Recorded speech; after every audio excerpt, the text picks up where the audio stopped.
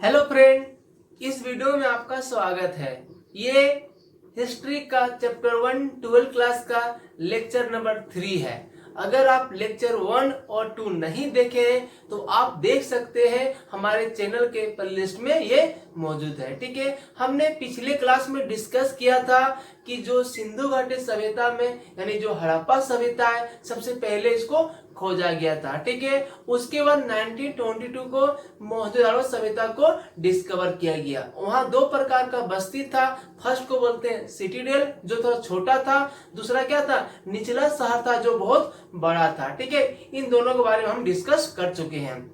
उसके बाद हमने क्या देखा कि जो सिंधु घाटी सभ्यता में क्या था, सामाजिक विभिन्नता था। ठीक है, तो इस सामाजिक विभिन्नता को जानने के लिए हमने क्या किया, जो ग्रेव था, जो कब्र था, कब्र का हमने अध्ययन किया और अध्ययन के द्वारा ये पता चला कि समाज में क्या था, अमीर और गरीब का ये विभिन्नता समाज में मौजूद था। आज हम लोग क्या जानेंगे, आज जानेंगे शिल्प उत्पादन के विषय में जानकारी रखेंगे। ठीक है, तो क्या बोल रहा है मनकों के निर्माण में प्रयुक्त पदार्थ। ठीक है, मनका जो हम लोग अपना पहनते हैं, ठीक है, यानी जो आपका मनका है, ठीक है, जो मनको होता है, ठीक है, इसके निर्माण में मेनली क्या लगता है आपको, लगता है जेस्पर, शंख, पक्की मिट्टी, मनके, पत्थर, कांसा, तांबा, सोना तथा कार्नियर।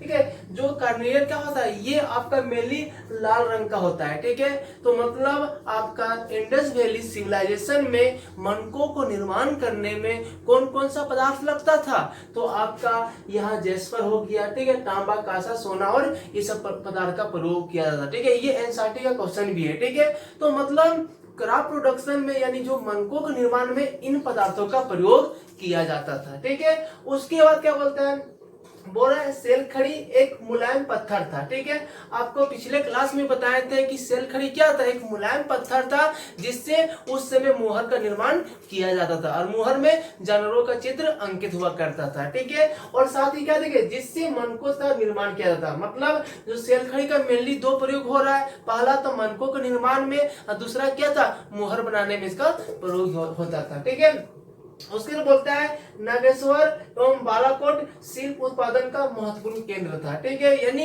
इंडस वैली सिविलाइजेशन हमने सिंधु घाटी सभ्यता में जो शिल्प उत्पादन का सबसे जो प्रमुख केंद्र है वो कौन है, आपका नागेश्वर एंड बालाकोट क्या है, शिल्प उत्पादन का एक प्रमुख केंद्र है। ठीक है, तो मतलब आपका हमने शिल्प उत्पादन के बारे में क्या जाना कि इसके द्वारा मनकों का निर्माण किया जाता और मनकों को बनाने में अलग अलग पदार्थ का प्रयोग किया जाता। ठीक है, और मेनली जो क्रॉप प्रोडक्शन में दो फेमस है वह नागेश्वर एवं बालाकोट, जहां शिल्प उत्पादन का सेंटर हुआ करता था। ठीक है, उसके बाद क्या हो रहा है, उत्पादन केंद्रों की पहचान। ठीक है, तो मेनली जो नागेश्वर या बालाकोट है, ठीक है, तो हम लोग कैसे जाने कि यहाँ क्या होता है, क्रॉप का प्रोडक्शन हुआ करता था। ठीक है, कुछ तो हमारे पास एविडेंस होगा, उन एविडेंस के बारे में भी हम जानकारी रखेंगे। ठीक है, तो क्या हो रहा है, जो पुरातत्वविद उत्पादन केंद्रों की पहचान के लिए कच्चा माल के अवशेषों को खोजते थे। ठीक है, यानी जो आर्कियोलॉजिकल है, ठीक है, आर्कियोलॉजिकल डिपार्टमेंट क्या करता है कि शिल्प उत्पादन के केंद्रों की पहचान के लिए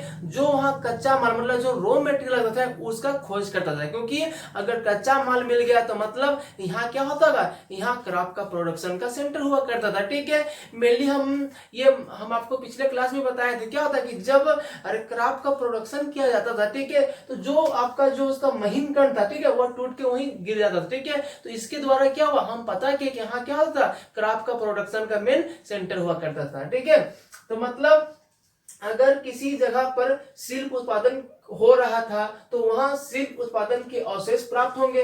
पहले बोल दिए कहीं अगर शिल्प का उत्पादन हो रहा है, ठीक है, तो मिलनी का उसका जो मतलब छोटा छोटा जो कण होता है, ठीक है, वह तो जमीन में कट के गिरेगा। ठीक है, तो वही क्या होगा, वही वहां हम पता कर सकते हैं कि ये क्या है, आपका शिल्प उत्पादन का केंद्र हुआ करता था। ठीक है, ये हो गया। और उसके बाद क्या बोलते हैं कि जो मोहनजोदाड़ो हो और जो आपका हड़प्पा है, ये सब क्या शिल्प उत्पादन का एक प्रमुख था। ठीक है, मतलब मेनली अगर बोल सके दो साइड क्या जहां आपका शिल्प उत्पादन को बहुत किया जाता था। ठीक है, लेकिन सेंटर हमेशा याद रखिएगा कौन है, नागेश्वर और बालाकोट। ठीक है, उसके बाद क्या बोल रहा है, माल प्राप्त करने संबंधी नीति। ठीक है, यानी जो कच्चा माल था तो कच्चा माल को प्राप्त करने का कौन कौन सा विधि था यानी पॉलिसी था। ठीक है, तो क्या बोलता है, बोला कच्चा माल स्थानीय लोगों से प्राप्त किया जाता, ठीक है। मेनली क्या होता था कि ये जो कच्चा माल था, ये जो वहाँ लोकल लोग थे उनसे प्राप्त किया जाता, ठीक है।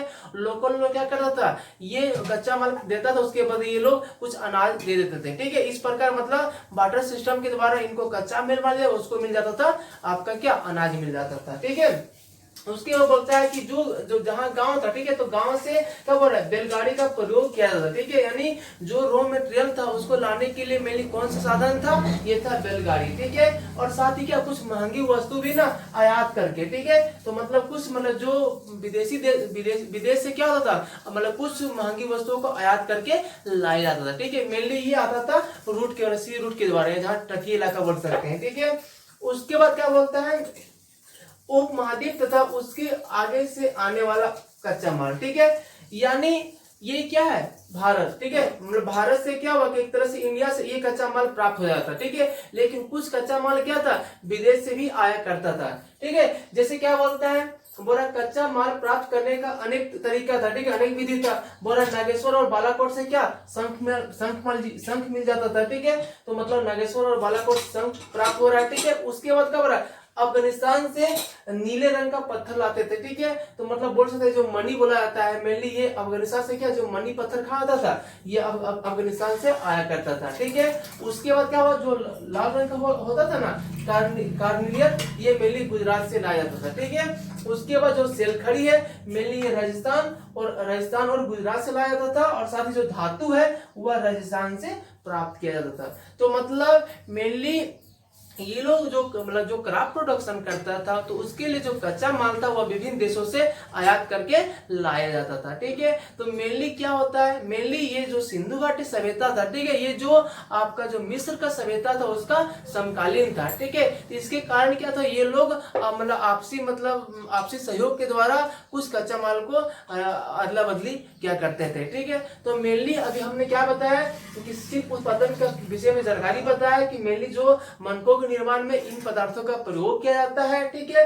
उसके बाद क्या बोले, उत्पादन केंद्रों का पहचान किए। तो उत्पादन केंद्र का पहचान करने का तरीका क्या है कि जो अवशेष यानी जो कच्चा माल बच जाता है, ठीक है, उसके द्वारा हम क्या कर सकते हैं, वो सेंटर का पता कर सकते हैं, ठीक है। उसके बाद क्या बोल रहा है कि कच्चा माल प्राप्त करने का नीति, ठीक है, यानी जो रॉ मटेरियल था उसको प्राप्त करने का टेक्निक क्या था, इसका टेक्निक बहुत तरीका था। पहला लोकल लोगों से ले लिया था मतलब अनाज के द्वारा, ठीक है। दूसरा महंगी वस्तुओं को विदेशों से आयात करके लाया जाता। Thank you.